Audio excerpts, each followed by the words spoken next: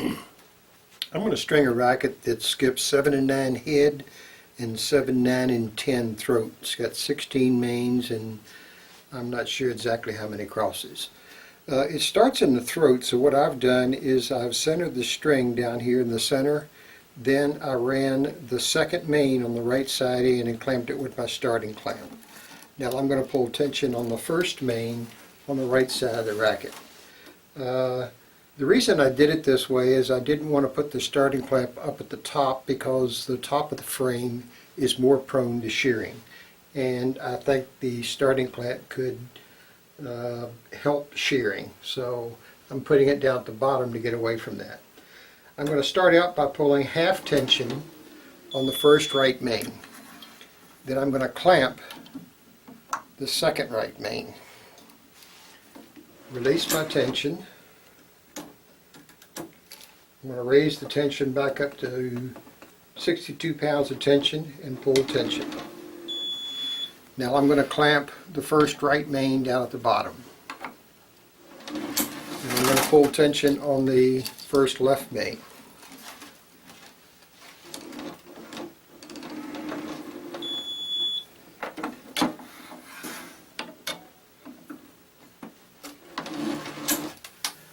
Now I'm going to pull tension on the second left main.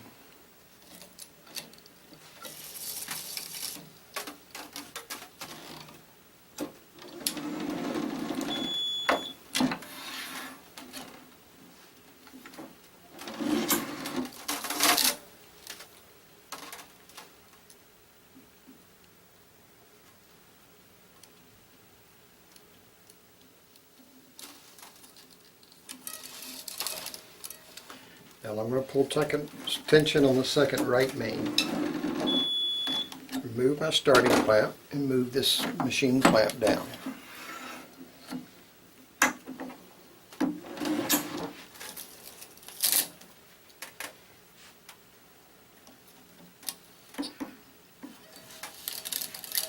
I'm going to continue stringing one ahead on each side until I finish up all my mains.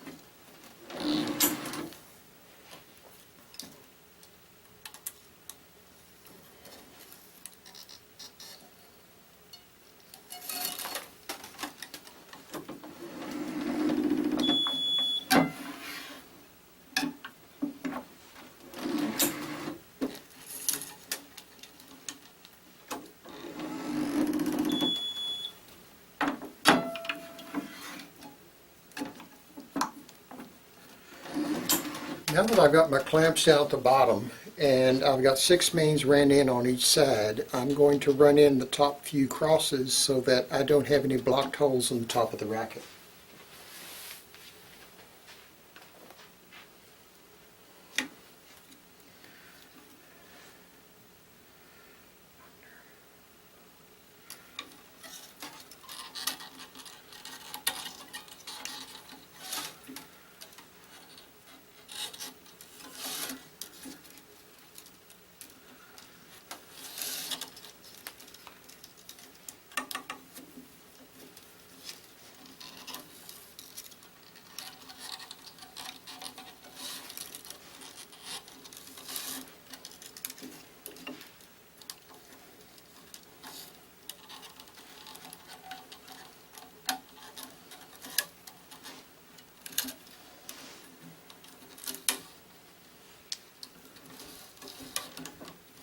Okay, now that I've got the top 3 crosses ran in, I can finish running in my mains. I need to skip 7 in the bottom of the frame and the top of the frame because that's where my top cross is.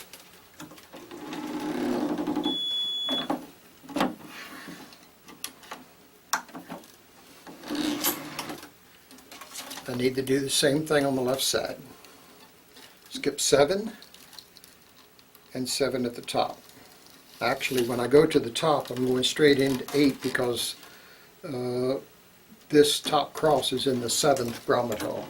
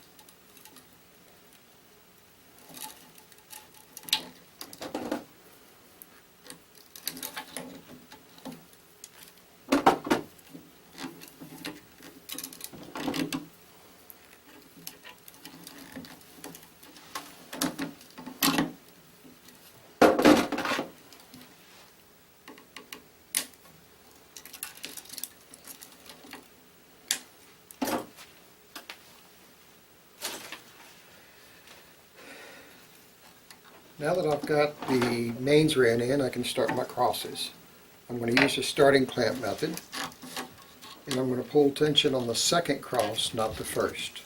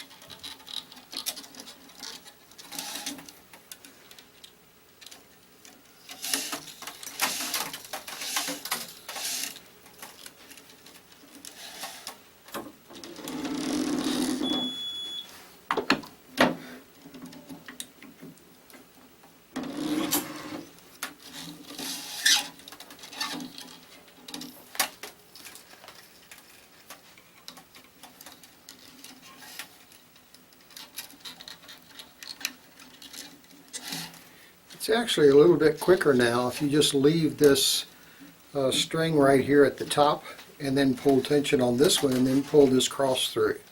But then you're pulling it over the the high strings and under the low strings. So I like to go on and pull this string almost all the way through so that I've got a long enough loop here to reach my tensioner, and that's all. That puts a little bit less string or stress on the strings as you're stringing it.